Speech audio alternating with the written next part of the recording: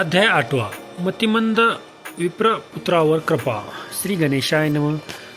सिद्ध म्हणाला, नामधारका, मी तुला श्री गुरु श्रीपाद वल्लभांचे पुढील चरित्र सांगतो. 1. श्रीपाद यती गोकर्णास 3 वर्ष गुप्तपणे राहिले. मग 4 महिने श्रीशैल पर्वतावर राहिले. त्यानंतर ते श्रीकृष्ण व गोदावरीच्या संगमावर वसलेल्या कुरवपूर गावी गेले. तेथे त्यांची खूप प्रसिद्धी झाली. त्या गावात एक वेदज्ञ ब्राह्मण राहत असे. अंबिका ही त्यांची पत्नी. त्यांची मुले जगत नसत. पुढे नवसासायासानी त्यांना एक पुत्र झाला, पण तो मंद बुद्धींचा होता. मुंज झाल्यावर पित्याने त्याला विद्याभ्यास शिकविण्यास खूप प्रयत्न केला, पण अभ्यासात प्रगती होईना. पतीची चिंता पाहून अंबिकेला दुःख वाटे. पुढे तो ब्राह्मण मरण पावला. विधवा झालेली अंबिका उदरनिर्वाहासाठी घरोघरी भिक्षा मागी. एका पंडिताच्या पत्नीला त्या शोचनीय अवस्थेत पाहून लोकांना वाईट वाटायचे. तिचा निर्बुद्ध मुलगा काहीच कामधंदा करीत नसे, म्हणून ते त्यांची उघड निंदा करायचे. ते म्हणायचे, मूर्खा, तू आपल्या वंशाला कलंक लावलास. तुझ्या चिंतेने पिता गेला. तुझ्यामुळे मातेवर भिक्षेची वेळ आली. तुझ्यामुळे इतरांची अधोगती होईल. असे पशुवत जगण्यापेक्षा तू मरत का नाहीस? रोजच्या रोज होणारी ती लोकनिंदा त्या मुलाला सहन होईना. तो दुःखी झाला.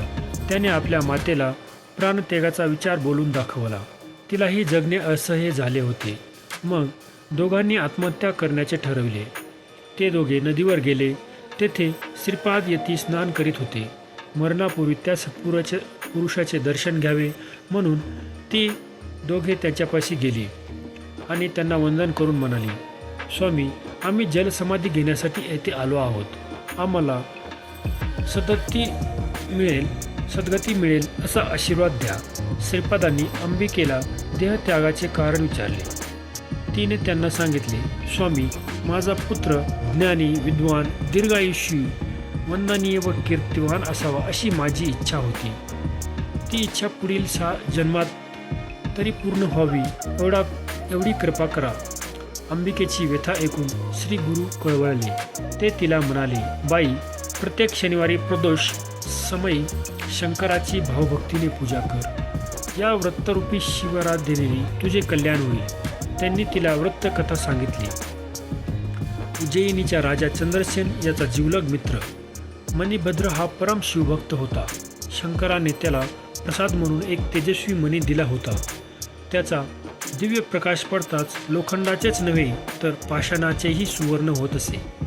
राजा व मणिभद्र दोघेही तो मणी गळ्यात धारण करीत असत. तो मणी मिळविण्यासाठी अनेक राजे प्रयत्नशील होते. त्यांनी उज्जयिनीवर एकत्रित आक्रमण करून नगराला वेढा दिला. चंद्रसेनाने नगराच्या रक्षणार्थ सैन्याची व्यूहरचना केली. त्या दिवशी शनिवार होता. त्रयोदशी तिथी होती. शनी प्रदोष व्रत करणाऱ्या राजाने सायंकाळी शिवालयात जाऊन महाबळेश्वराची यथासांग पूजा केली. त्यावेळी देवदर्शनासाठी आलेल्या काही गवळणींनी व त्यांच्या मुलांनी त्या पूजेचा आनंद घेतला. गवळीवाड्यात गेल्यावर त्या मुलांनी खेळ म्हणून दगडधोंडे मांडून शिवालय रचले. त्या शिवलिंग म्हणून एक दगड ठेवला.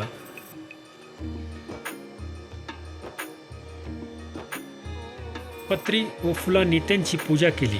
रात्रीच्या वेळी सर्व मुले आपल्या आपल्या घरी गेली. एक मुलगा त्या पूजेत इतका रममान झाला होता की आईने जेवणासाठी अनेकदा हाका मारूनही तो घरी गेला नाही. त्याच्या आईने तेथे येऊन मुलाला एक धपाटा घातला आणि दगडधोंड्याचे शिवालय विस्कटून ती तना निघून गेली. ते पाहून त्या बाळाला खूप दुःख झाले. तो रडू लागला.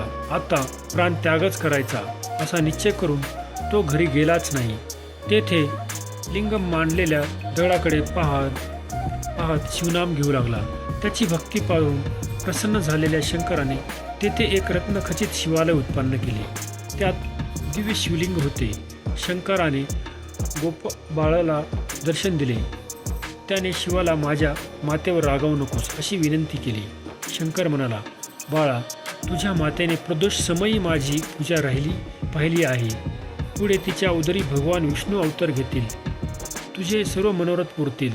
वरदान देऊन शंकर लिंगस्थानी गुप्त झाला.